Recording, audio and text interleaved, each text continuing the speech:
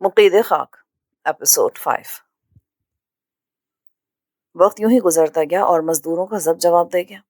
میرے ہزار منع کرنے کے باوجود وہ دروازے کی جگہ موجود پتھریلی چٹان پر ٹوٹ پڑے۔ پہلے تو محض زور آزمائی کرتے رہے، مگر لہجہ بہ لہجہ ان پر وحشت سوار ہوتی چلی گئی۔ وہ ہذیان بکنے لگے، چیخنے چلانے لگے، پھر راہداری میں پڑے نوادرات پر جھپٹے۔ خنجر، تلوار، مجسمے، جس کے ہاتھ جو لگا وہ اٹھا کر اس ٹھوس چٹان پر حملہ آور ہو گیا۔ احرام کا گہرا سکوت نہ جانے کس کھائی میں جا گرا۔ تمام ہیبت جیسے اچانک کرچی کرچی ہو گئی۔ احرام کے اندر ایک شور تسخیر برپا ہو گیا۔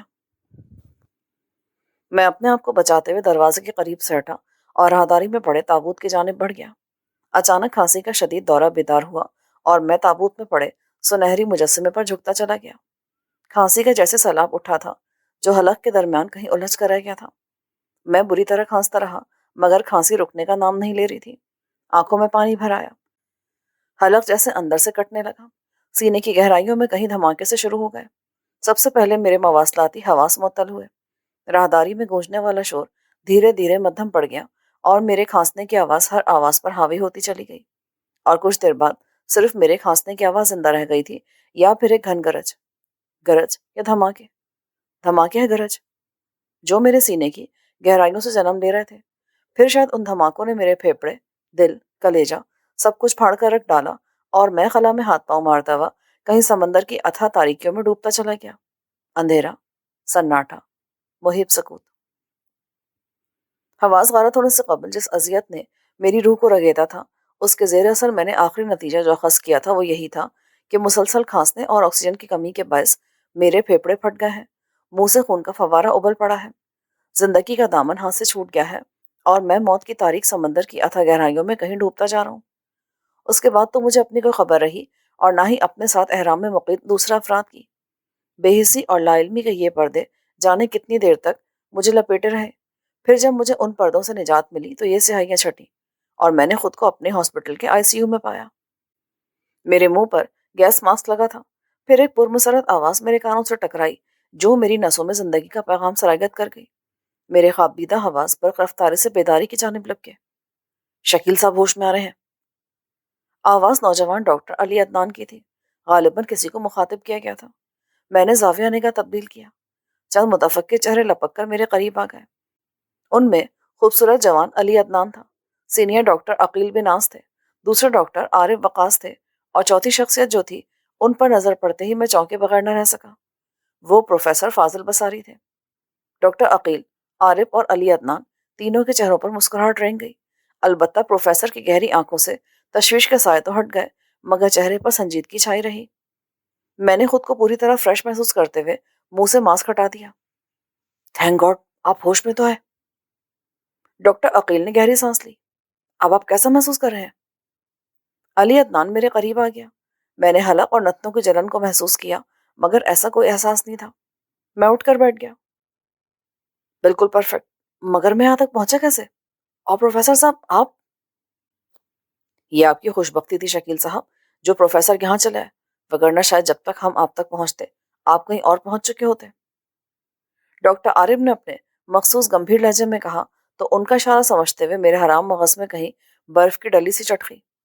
عارف صاحب، اسے آپ اپنے اور پروفیسر شکیل صاحب کی محبت کا نام بھی دے سکتے ہیں۔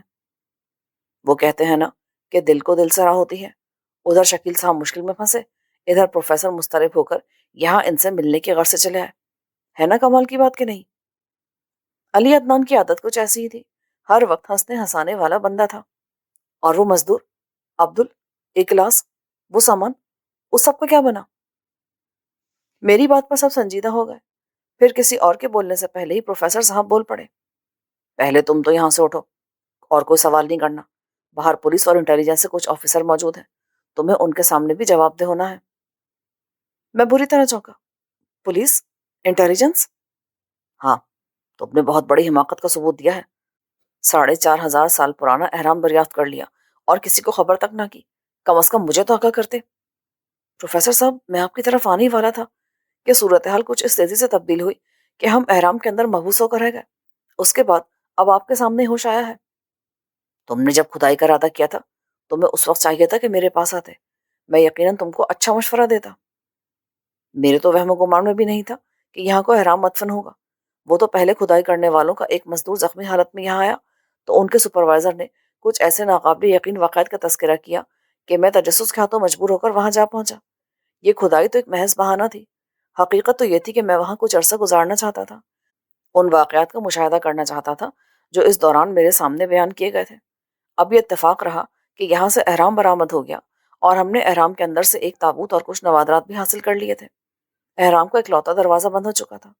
احرام کے اندر ایک تو آکسیجن کی کمی، دوسرا زہریلی فضا جس کے باعث میں بے ہوش ہو گیا۔ اب مجھے آپ کے سامنے تو ہوش آیا ہے۔ آپ 4 گھنٹے کی طویل بے ہوشی کے بعد ہوش میں آ رہے ہیں۔ اس دوران وہ سونے کے مجسمے والا تابوت اور نوادرات ہم پوری رازداری کے ساتھ آپ کی خوابگاہ تک پہنچا چکے ہیں۔ ڈاکٹر عقیل نے مجھے مخاطب کیا تو میں ان کی جانب متوجہ ہو گیا۔ ان نوادرات کے متعلق کسی کو علم تو نہیں، اس بات کا خیال کیجیے گا۔ مگر یہ پولیس اور انٹیلیجنس کیوں؟ ان کو کیسے خبر ہو گئی؟ انہیں میں نے خبر کی ہے۔ پروفیسر صاحب کی بات پر میں حیرت زدہ رہ گیا۔ آپ نے؟ ہاں میں نے، اور ایسا میں نے تمہارے بھلے کے لیے کیا ہے۔ ایک احرام کا دریافت ہو جانا کوئی معمولی بات نہیں ہے شکیل صاحب، اور ایسی باتیں چھپائی نہیں چھپتی۔ آج نہیں تو کل کی خبر پھیلنی ہی تھی۔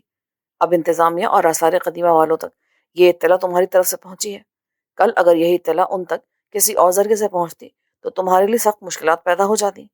کہیں سے کچھ بھی برآمد ہوتا وہ حکومت کی ملکیت ہے، اور اگر حکومت سے چوری خفیہ طور پر کہیں کھدائی کر کے کوئی خزانہ یا نوادرات کوئی شخص حاصل کرتا ہے اور حکومت کو اس سے بے خبر رکھتا ہے تو یہ قانوناً جرم ہے، اور ایسا کرنے والے کے خلاف حکومت کوئی بھی سخت قدم اٹھا سکتی ہے۔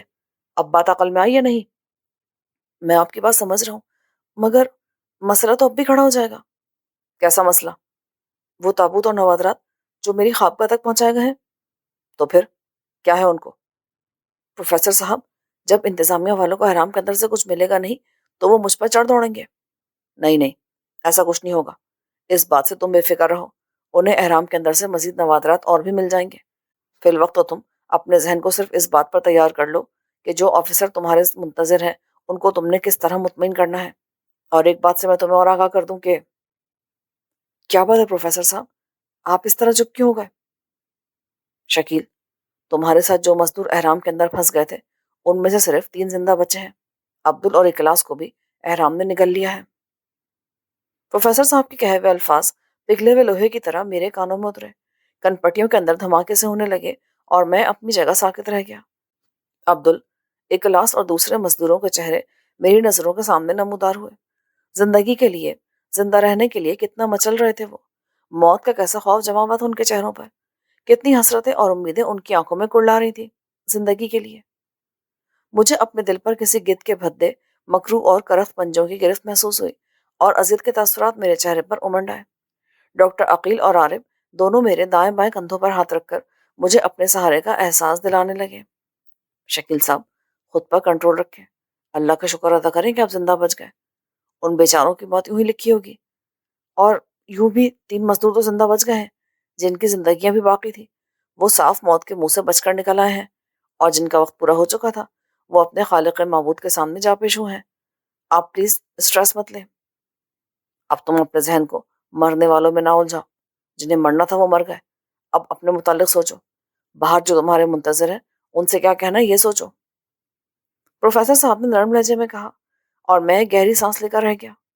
آئے دیکھتے ہیں، میں نے کہا اور اٹھ کھڑا ہوا۔ پھر ہم سب اکٹھے ہی باہر نکلے۔ کچھ دیر بعد میں اپنے آفس میں تھا۔ ڈاکٹر عقیل، عارف، علی عدنان اور پروفیسر فاضل بصاری صاحب کے علاوہ اس وقت آفس میں ایک انسپیکٹر، ایک سپرنٹینڈنٹ اور محکمہ آثار قدیمہ کے چند افسران موجود تھے۔ میں نے انہیں یہی بیان دیا تھا کہ میرے وہم و گمان میں بھی یہ بات نہیں تھی کہ اس مقام پر کوئی احرام مدفن ہوگا۔ مجھ سے پہلے کوئی خپتی بوڑھا یہاں کھدائی کر رہا تھا، اس کا خیال تھا کہ اس جگہ کوئی صدیوں پرانا مقبرہ دفن ہے، اور اس بات کا علم مجھے تب ہوا جب ایک روز کھدائی کرنے والے مزدوروں میں سے ایک مزدور اتفاقی طور پر شدید زخمی ہوا اور اس کے ساتھ ہی بر وقت میڈیکل ٹریٹمنٹ کے لیے یہاں لے آیا اسے۔ پھر جب میری دوبارہ ملاقات ان کے سپروائزر سے ہوئی تو اس نے یہی تفصیل بتائی، مگر میں نے کوئی اور تاثر نہیں لیا، اور نہ ہی میرے نزدیک یہ کوئی ایسی کام کی بات تھی۔ کچھ عرصہ مزید گزر گیا۔ زخمی مزدور اس دوران یہیں ایڈمٹ رہا۔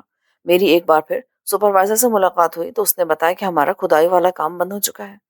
میرے استفسار پر اس نے ایسے عجیب و غریب اور ناقابل یقین واقعات کا ذکر کیا کہ مجھے دلچسپی محسوس ہوئی۔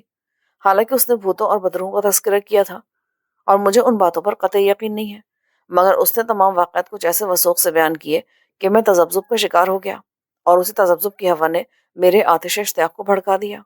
میں نے چند راتیں اس مقام پر بتانے کا فیصلہ کر لیا، کھدائی کے کام کو بہانہ بنایا اور کھدائی شروع کروا دی گئی۔ سپروائزر کے کہنے کے بموجب جب کوئی واقعہ وقوع پذیر نہیں ہوا، البتہ مسلسل کھدائی کے بعد ایک چٹان دریافت ہو گئی، اور جب مزید کھدائی کرائی گئی تو اس چٹان کے نیچے سے احرام برآمد ہوا۔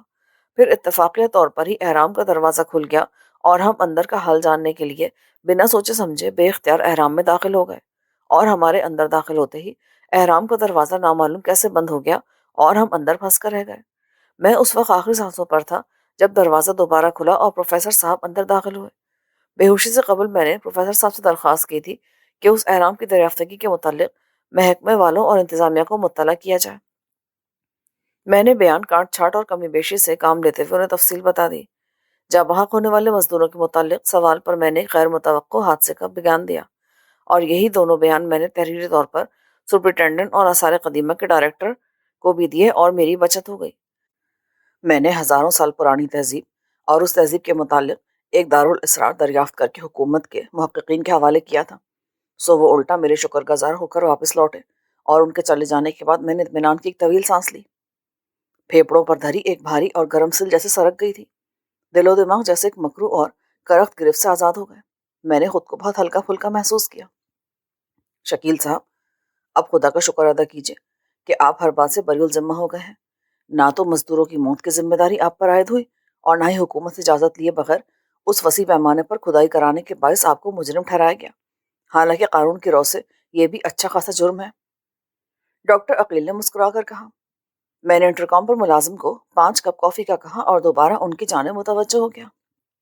شکیل صاحب نے صدق دروغ کا آمیزہ بڑی روانی سے بہایا ہے، اگر ذرا بھی گڑبڑا جاتے نا تو اچھی خاصی جھنجھٹوں میں پھنس جاتے۔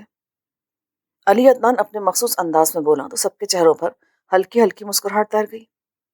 زندگی ہے تو یہ جھنجھٹیں ہیں، اور ان سے بچ جانا میرے لیے اہم بات نہیں۔ میرے لیے اہم بات یہ ہے کہ میں موت کے منہ سے زندہ سلامت بچایا ہوں، اور یقیناً میری یہ زندگی پروفیسر صاحب کی مرہون منت ہے، کیونکہ مجھے 100% یقین ہے کہ اگر پروفیسر صاحب نہیں ہوتے تو وہ دروازہ کوئی انسان تو نہ ڈھونڈ پاتا اور نہ ہی اسے کھولنے میں کامیاب ہوتا۔ کیوں پروفیسر صاحب، درست کہہ رہا ہوں نا میں؟ کہہ تو تم درست رہو، مگر اس میں میرا کوئی کمال نہیں۔ ابھی تمہاری زندگی بھی باقی تھی، اور شاید کچھ ادھورے کام بھی تمہاری سانسوں سے منسوب رکھے ہیں اللہ نے، جو تم زندہ بچ گئے، کیونکہ میرا ادھر آنے کا کوئی ارادہ نہیں تھا۔ بالکل اچانک ہمارا پروگرام بن گیا۔ یہاں پہنچ کر اس نئی کہانی کا پتہ چلا کہ موصوف ڈاکٹری چھوڑ کر آرکیولوجی کے امتحان دینے میں مصروف ہیں۔ انہی باتوں کے دوران سلام کافی کے برتن رکھ کر چلا گیا، اور علی عدنان نے ایک ایک کپ سب کے سامنے رکھ دیا۔ پروفیسر، اگر ایسی بات ہے تو یقیناً ڈاکٹر کے بیڈ روم میں پڑے تابوت میں جو لاش استراحت فرما رہی ہے وہ مکمل ممی نہیں ہو سکے گی۔ اسے پوری طرح حنوط نہیں کیا گیا ہوگا، اور اس کے ڈاکٹر کی خوابگاہ تک پہنچ جانے میں خدا کی یہی مصلحت پوشیدہ ہوگی کہ ڈاکٹر اسے حنوط کر کے مکمل ممی بنا دے، ہے نا؟ ڈاکٹر عارف نے کہا تو میرے ذہن میں فوراً وہ سونے کا مجسمہ آ گیا جو میں نے احرام کے اندر تابوت میں دیکھا تھا۔ پروفیسر صاحب، کیا آپ نے وہ تابوت چیک کیا تھا؟ ہاں۔ کیا آپ کو کسی بات پر حیرت نہیں ہوئی؟ کس بات پر؟ میرا خیال ہے کہ اس میں صدیوں پرانی کوئی لاش ہوگی، ہونا بھی یہی چاہیے تھا، پر حیرت کی بات ہے کہ تابوت میں کسی لاش کے بجائے ایک سونے کا مجسمہ موجود تھا۔ میری بات پر پروفیسر کے چہرے پر گہری سنجیدگی چھا گئی، اور آنکھوں میں جیسے سوچ کے بھنور نمودار ہوئے۔ پھر وہ ٹھہرے میں لہجے میں بولے، شکیل، میں کوئی توہم پرست ضعیف الاعتقاد شخص نہیں ہوں، مگر نہ جانے کیوں مجھے ایسا لگتا ہے جیسے قدرت تم سے کوئی بہت ہی عظیم کام لینے والی ہے، تمہیں کسی امتحان میں ڈالنے والی ہے۔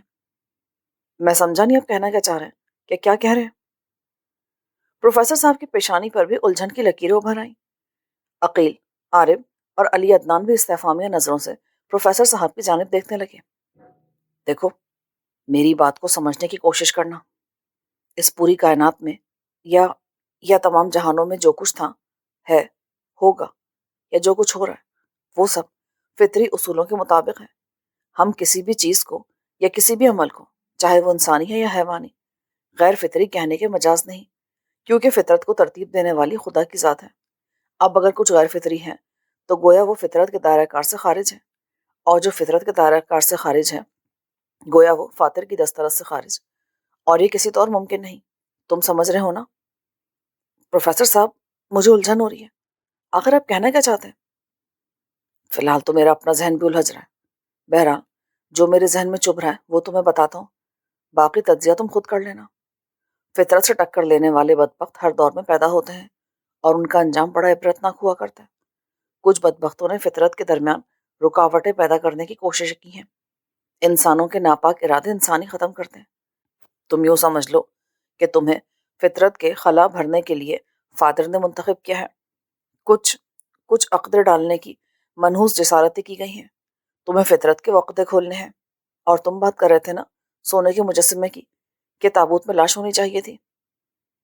تابوت میں جو سونے کا مجسمہ ہے نا، وہ صرف مجسمہ نہیں، وہ ہزاروں سال پرانی لاش ہی ہے۔ میں حیرت زدہ رہ گیا۔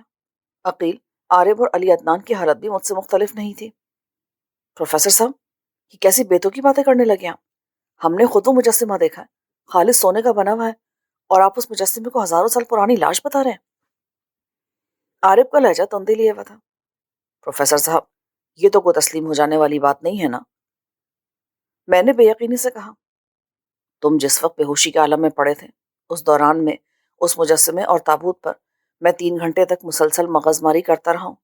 تابوت پر کندہ تحریر کا ترجمہ بھی میں نے کیا ہے، اور چند ایک سطریں مجسمے کی بھی ترجمے میں ڈالی ہیں۔ وہ صفحات تمہاری خوابگاہ میں موجود ہیں۔ ذرا کافی پی لو، پھر چل کر جائزہ لیتے ہیں۔ کس چیز کا جائزہ؟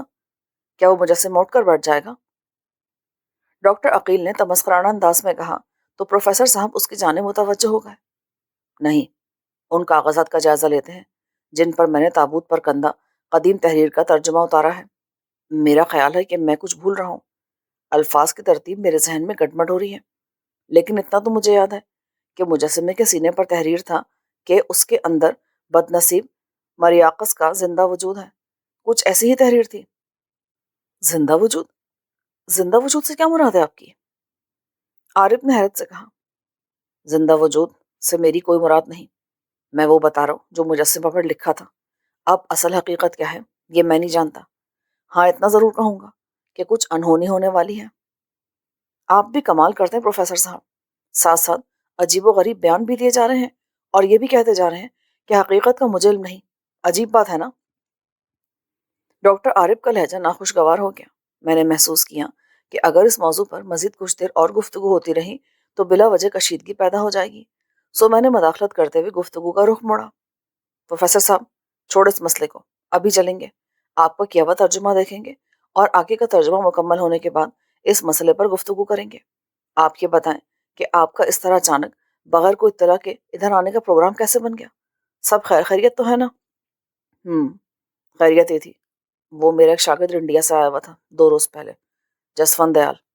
اسے یہاں کوئی کام تھا، مجھ سے اس نے ذکر کیا۔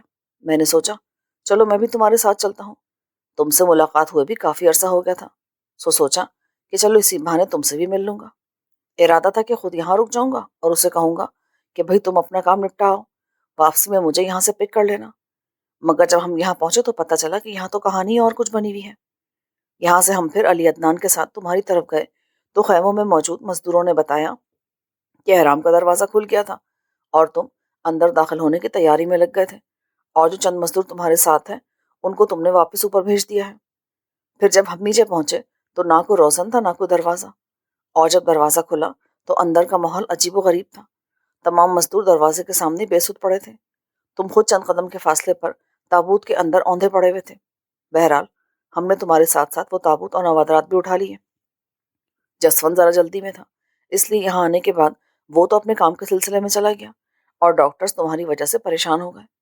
تمہاری 4 گھنٹے کی بے ہوشی کے دوران میں نے سرسری طور پر ان نوادرات، تابوت اور مجسمہ کا جائزہ بھی لے ڈالا۔ اب باقی کی تمام صورتحال تمہارے سامنے ہے۔ تو وہ جسونت دیال صاحب واپس نہیں آئے کیا؟ نہیں، ابھی تو نہیں آیا، ویسے 4-5 گھنٹے ہونے والے ہیں، اب تک تو اسے آ جانا چاہیے تھا۔ بہرحال آ جائے گا، پروفیسر نے لاپرواہی سے کہا۔ سب کافی ختم کر چکا تو ڈاکٹر عارف نے کہا، اب کیا ارادے ہیں آپ لوگوں کے؟ میرا خیال ہے کہ چل کے ذرا اس مجسمے کا جائزہ لے لیا جائے۔ عقیل اور علی عدنان نے کندھے اچکا دیے۔ میں نے پروفیسر کی جانب سوالی نظر سے دیکھا تو وہ کرسی کھسکاتے ہوئے اٹھ کھڑے ہوئے۔ ہاں، اب کوئی جھنجھٹ نہیں ہے، چلو سب چلتے ہیں۔ ہم سب اٹھ کھڑے ہوئے۔ اسپتال کی عقبی عمارت میں ایک طرف ملازمین کے کوارٹرز بنے تھے اور اس سے ملحقہ عمارت میں ڈاکٹرز کی رہائش گاہیں تھیں۔ میں چونکہ شروع سے ہی تنہائی اور سکون پسند طبیعت کا مالک تھا، اس لیے میری رہائش ان سے الگ تھلگ تھی۔ ملازم بھی صرف دو تھے، ایک چوکیدار، دوسرا خانسامہ سے لے کر مالی تک سبھی فرائض انجام دیتا تھا۔ ہم آفس سے نکل کر اسپتال کی عمارت کی عقبی سمت چل پڑے۔ عارف اپنی فطرت کے مطابق پروفیسر سے الجھ رہا تھا۔ پروفیسر صاحب، آپ باتیں ایسی کرتے ہیں کہ کوئی صاحب شعور انسان ان پر یقین نہیں کر سکتا۔ بھائی میں نے ایسی کون سی بات کہہ دی جس پر یقین کرنے میں تمہارا شعور مانے ہے؟ آپ خود ہی تو کہہ رہے ہیں کہ اس سنہری مجسمے کے اندر کسی مریاخذ کا وجود زندہ ہے۔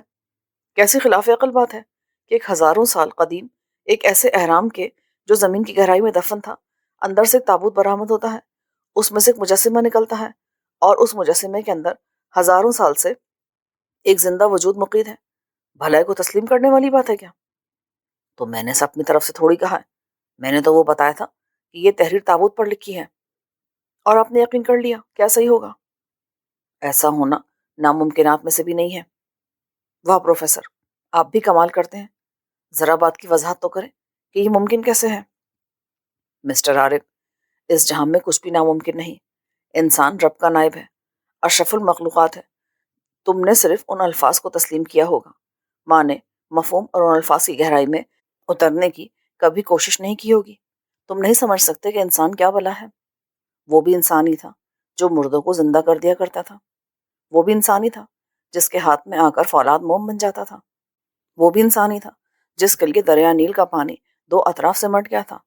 اور وہ بھی انسان ہی تھا جس کی ایک جنبش اونگشت پر چاند دو ٹکڑوں میں منقسم ہو گیا تھا۔ اس حضرت انسان سے کچھ بعید نہیں۔ وہ تو انبیاء تھے جناب، آپ ان کا ذکر درمیان میں کیوں لے آئے؟ کیوں؟ کیا انبیاء انسان نہیں ہوا کرتے تھے؟ ان کا تعلق کسی اور مخلوق سے تھا۔ اس کا مطلب ہے کہ استغفر اللہ، آپ فرعونہ کا تقابل انبیاء سے کر رہے ہیں۔ چلو، اگر میں ایسا ہی کر رہا ہوں تو اس میں استغفر اللہ کہنے کی کیا بات ہے؟ ان کا تقابل تو اللہ کی ذات نے کرایا، اور پھر میں انبیاء کی بات نہیں کر رہا، علم کی کر رہا ہوں، اور علم کبھی بھی کسی کی میراث نہیں رہا۔ وہ ذات جسے جتنا چاہے اس دولت سے نواز دے۔ اب یہ تو ظرف کی بات ہے کہ وہ اس کا کیسا استعمال کرتا ہے۔ اب موٹی سی مثال ہے، شیطان ہی کو لے لو، کتنی طاقت اس کے پاس اور کتنا علم ہے۔ خون کی حدت میں حل ہو کر رگوں میں بہتا ہے، اسم اعظم وہ جانتا ہے۔ اور مزے کی بات یہ کہ اگر وہ اسم اعظم پڑھ کر توبہ کرے تو اس کی توبہ قبول ہو جائے گی۔ اور اس سے بڑھ کر مزے کی بات یہ کہ قیامت سے 40 برس قبل ہی وہ اسم اعظم بھول جائے گا۔ اب اس پر غور تو کرو، وہ بھولے گا نہیں، اسے بھلا دیا جائے گا، کیونکہ خدا کی یہی مرضی ہے۔ اب علم اور طاقت تو اس نے شیطان کو بھی دے رکھی ہے، اور کھلی چھوٹ بھی۔ اب یہ اس کا فعل کہ وہ اس کا استعمال کیسے کرتا ہے، اور جواب دہ اللہ کے سامنے ہوگا۔ پروفیسر صاحب کی اتنی گہری تفصیلی بات بھی اس کی عقل میں نہیں آئی، اس کی سوئی ہنوز وہیں اٹکی رہی۔ پروفیسر، آپ نے اتنی لمبی تقریر تو کر دی، مگر آپ کی اس گفتگو کا اس زندہ وجود سے کیا تعلق ہے؟ ہزاروں سال سے زندہ، یہ تو فطرت سے تصادم ہو گیا نا۔ عجیب احمق مغز ہو بھائی تم بھی، بات تمہاری عقل میں نہیں آئی۔ بھائی علم کی بنیاد پر ایسا ہونا ممکن ہے؟ پروفیسر کے لہجے میں ناگواری اور بیزاری اتر آئی۔ رہی بات فطرت کی، تو وہ جو ہزاروں سال سے غار میں سو رہے ہیں اصحاب کہف، کیا وہ فطرت سے متصادم نہیں؟ وہ تو اللہ کی مرضی سے سو رہے ہیں۔ تو ممکن ہے اس زندہ وجود میں بھی اللہ کی مرضی ہو۔ ہزاروں انسان پیدا ہو رہے ہیں، براہ راست آسمان سے تو نہیں گرتے، نہ ہی زمین سے اگ رہے ہیں، انسانی ذرائع سے ہی دنیا میں آ رہے ہیں۔ اسی طرح وہ ذات ہر کام کسی نہ کسی ذریعے پائے تکمیل تک پہنچاتی ہے۔ اگر مجسمے کے اندر حقیقتاً کوئی زندہ وجود ہے تو ہزاروں سال گزرنے کے بعد اب اس کا ہم تک پہنچنا، اس میں بھی یقیناً پروردگار کی کوئی مصلحت پوشیدہ ہوگی۔ پروفیسر صاحب، وہ بات تو اپنی جگہ، مگر آپ مجھے یہ سمجھائیں کہ ایک چیز جو فطرت کے تقاضوں پر اس دنیا میں آئی، وہ فطرت سے معاورہ کیسے ہو سکتی ہے؟ ایک انسان کا اعصابی نظام اپنی طبعی عمر پیدا کرنے کے بعد، بلکہ طبعی عمر کیا ہزاروں سال بعد تک کیسے فعال رہ سکتا ہے؟ تمہارے دماغ میں عقل نام کا کوئی مواد ہے بھی یا نہیں؟ اپنی یہاں کے چلے جا رہے ہو؟ مادیت کا چشمہ پہن کر ہر چیز دیکھو گے تو حواس گنوا بیٹھو گے۔ روحانیت بھی کوئی چیز ہے، اور تمام مادیت روحانیت ہی کی مرہون منت ہے۔ اگر روحانیت نہیں تو مادیت بھی نہیں۔ اور اب مجھ سے مزید کو بےہودہ سوال مت کرنا۔ پروفیسر صاحب نے برے برے منہ بناتے ہوئے کہا تو عارف کے ہونٹوں پر ہلکی سی مسکراہٹ اتر آئی۔ انہی باتوں کے دوران ہم رہائشی حصے میں آ گئے تھے۔ مین دروازہ کھلا ہوا تھا، مگر یہ کوئی غیر معمولی بات نہیں تھی۔ ہم اپنے اپنے خیالوں میں گم اندر داخل ہوئے، مگر جیسے ہی ہم دروازے سے اندر داخل ہوئے، بے اختیار ہمارے قدم ٹھٹک کر رک گئے۔ What surprised them? What will they find? سانسیں ایک لمحے کو شرک میں اٹک گئیں اور دھڑکنیں جیسے ساکت ہو گئیں۔ پروفیسر اور ڈاکٹر عقیل کے منہ سے بے معنی سی آوازیں آزاد ہو گئیں۔ دروازے سے داخل ہوتے ہوئے راہداری آتی تھی۔ اس مختصر سی راہداری کے ایک طرف کچن تھا اور دوسری طرف میرا اسٹڈی روم اور باتھ روم، جبکہ اس مختصر راہداری کی دوسری جانب لان تھا اور 3 کمرے، ایک ڈرائنگ روم کی طرز پر تھا، دوسرا بیڈ روم اور تیسرا کبھی کبھار مہمان خانے کے طور پر استعمال ہوتا تھا، کیونکہ چچا زاد آتا جاتا رہا کرتے تھے، یا پھر بھولے بھٹکے چچا خود اور والد صاحب آ جاتے تھے، اور اکثر میرے دونوں بھائی عقیل ظفر اور نبیل ظفر آتے رہتے تھے۔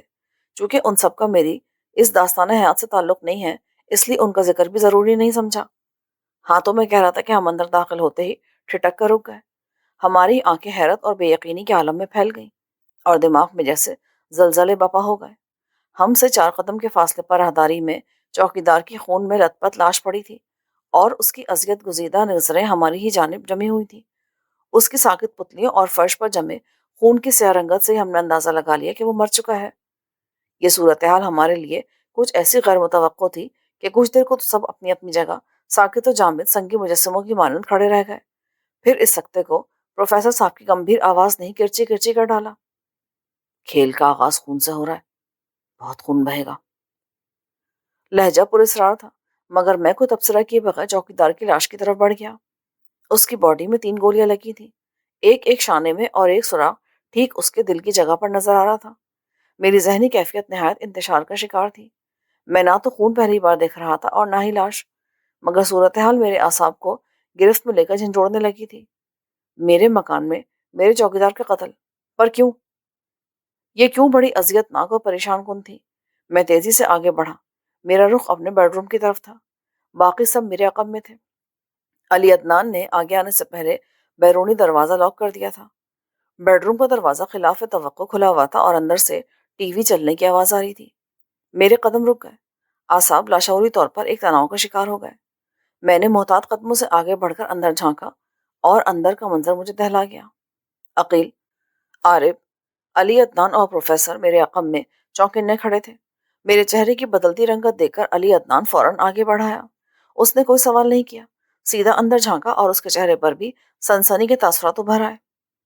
ڈاکٹر عقیل، عارف اور پروفیسر کی حالت بھی کچھ مختلف نہ تھی۔ اندر بیڈ پر خانسامے کی لاش پڑی تھی اور بیڈ کی سفید چادر خون سے سرخ ہو رہی تھی۔ تو قتل؟ علی عدنان کی آواز سرسر آئی۔ مجسمہ اور نوادرات بھی غائب ہے، پروفیسر کی گمبھیر آواز نے انکشاف کیا۔ ہم اندر داخل ہو کر جائزہ لینے لگے۔ ہر چیز اپنی جگہ پر موجود تھی، کسی چیز کو چھوڑا نہیں گیا تھا۔ کمرے کے سامان کی ترتیب میں کوئی کمی نہیں تھی۔ ہاں، البتہ میرے نزدیک بیڈ روم میں خانسامے کی لاش اضافی تھی، باقی سب جوں کا تو تھا، جبکہ علی عدنان، عقیل، عارف اور پروفیسر کے مطابق کمرے سے تابوت اور نوادرات غائب تھے، جس پر وہ سب حیرت کا اظہار کر رہے تھے، مگر میرے نزدیک اس بات کی کوئی اہمیت نہیں تھی۔ میرا دماغ تو اپنے 2 ذاتی ملازموں کے میرے ہی بنگلے میں قتل پر آندھیوں کی زد میں آیا ہوا تھا۔ خانسامے کی لاش پشت کے بل بیڈ پر پڑی تھی اور ٹانگیں نیچے لٹک رہی تھی۔ دل میں لگنے والی گولی نے اسے پوری طرح تڑپنے بھی نہیں دیا ہوگا۔ یہ قتل یقیناً اس تابوت اور نوادرات کی وجہ سے ہوئے ہیں جنہیں یہاں سے چرایا گیا ہے۔ ڈاکٹر عارف نے قیاس آرائی کی۔ یہ بات میں سوچیں گے کہ ان قتلوں کا محرک کیا رہا۔ فی الحال تو یہ سوچیں کہ ان لاشوں کو اب کیا کرنا ہے۔ علی عدنان نے کہا اور پھر مجھ سے مخاطب ہوا، سر، آپ کیا سوچ رہے ہیں؟ کوئی سوچ ہی تو ذہن میں جنم نہیں لے رہی عدنان، سمجھ نہیں آ رہا، کچھ بھی سمجھ نہیں آ رہا، دماغ عجیب معاف سا ہو رہا ہے۔ اپنے حواس مجتمع رکھو شکیل، ابھی تو اس کھیل کا آغاز ہوا ہے اور پتہ نہیں کتنے قتل ہوں گے، اور تمہارا دماغ ہے کہ ابھی سے معاف ہونے لگا۔ آنے والے حالات کا سامنا تم کس طرح کرو گے؟ پروفیسر صاحب، خدا کے لیے بس کر دیں، ایک تو پہلے دماغ کی کھچڑی بنی ہوئی ہے، اوپر سے آپ خوفناک پہلیاں بجھوانے پر تلے ہوئے ہیں۔ میں نے بیزاری سے کہا، میں تو یہی کہوں گا کہ یہ پہلیاں بوجھنے کی اب عادت ڈال لو، آگے تمہاری اپنی مرضی، مگر ایک پیشن گوئی میں کر دوں، تم نے صدیوں پر محیط فاصلہ سمیٹا ہے، ماضی کے اندھیروں کو حال کی روشنیوں سے ہمکنار کیا ہے، ہزاروں سال سے بند داستان کا پہلا ورق الٹا ہے، اب اس داستان کا آخری ورق تک تمہیں سفر کرنا ہے، اور نہ جانے کیوں مجھے یقین سا ہے کہ اس داستان کے اختتام پر ختم شد کی لکیر تمہارے ہاتھوں سے کھینچے گی. تم لاکھ نظریں چرا لو، اس داستان کے مطالعے سے ہٹ نہیں پاؤ گے. پروفیسر کے لہجے میں کوئی ایسی بات تھی کہ چند لمحے تک تو میں کچھ بول ہی نہ سکا. جو کچھ ہونا تھا وہ ہو چکا ہے پروفیسر صاحب. اگر تو قتل اس سونے کے مجسمے اور نوادرات کے اصول کی خاطر کیے گئے ہیں تو قاتل و مجسمہ اور نوادرات لے جا چکے ہیں. بات ختم ہوئی. اب مجھے جاننے کی بھی ضرورت نہیں ہے کہ وہ نوادرات کون لے گیا اور کہاں. قصہ ختم. قصہ تو ابھی شروع ہو رہا ہے شکیل میاں، اختتام تو بھی بہت دور ہے. پروفیسر صاحب لعنت ڈالیں ایسے قصے کہانیوں پر. کیا لغو قسم کی قیاس آرائیاں طے کرنا ہے؟ بات کی بات میں دیکھی جائے گی. سب سے پہلے موجودہ صورتحال کے متعلق تو کچھ فیصلہ کر لیں. یہاں دو لاشیں پڑی ہیں، ایسا نہ ہو کہ ہمارے لیے کوئی مصیبت کھڑی ہو جائے. ڈاکٹر عارف نے ہماری توجہ لاشوں کی جانب مبذول کرائی. میں ایک بار پھر تنہائی کا شکار ہو گیا. کیا ارادہ ہے؟ پولیس کو انفارم کیا جائے؟ ڈاکٹر عقیل نے سوال طلب نظروں سے میری طرف دیکھا. میرا خیال ہے کہ یہ ایک احمقانہ حرکت ہوگی. پروفیسر نے مدبرانہ انداز میں کہا. پولیس والے ہزار طرح کے سوال اٹھائیں گے. کیا جواب دیا جائے گا ان کو؟ کیا وجہ بتائیں گے کہ یہ قتل کیوں ہوئے؟ کیا مجسمے اور نوادرات کی وجہ سے قتل ہوئے؟ آج احرام کی دریافت کے متعلق انتظامیہ کو انفارم کیا جا رہا ہے اور آج ہی ڈاکٹر شکیل ظفر کے بنگلے پر دو قتل ہو جاتے ہیں. پولیس افسران جب کڑیاں ملانے لگیں گے تو سچ جھوٹ کے کئی دھبے ہمارے چہروں کو مسخ کر دیں گے. پروفیسر کی بات واقعی درست تھی. میری پریشانی دو چند ہو گئی. تو پھر اس مسئلے کا کیا حل کیا جائے؟ پروفیسر صاحب چند لمحے کے لیے خاموش ہو گئے اور پھر ان کی آنکھوں میں سوچ کے بھور نمودار ہو گئے. پھر جیسے وہ مطمئن ہو گئے. اس مسئلے کا بہتر حل یہ ہے کہ لان میں گڑھا کھود کر ان لاشوں کو دفن کر دیا جائے اور یہ واقعہ ذہنوں سے کھرچ کر نکال دیا جائے کہ گویا کچھ ہوا ہی نہیں. چند لمحات کے لیے ہم سبھی اپنی اپنی جگہوں پر سوچوں میں گم ہو گئے اور پھر جیسے سب کی سوچیں ایک ہی نقطے پر آ کر جم گئیں اور ہم حرکت میں آ گئے.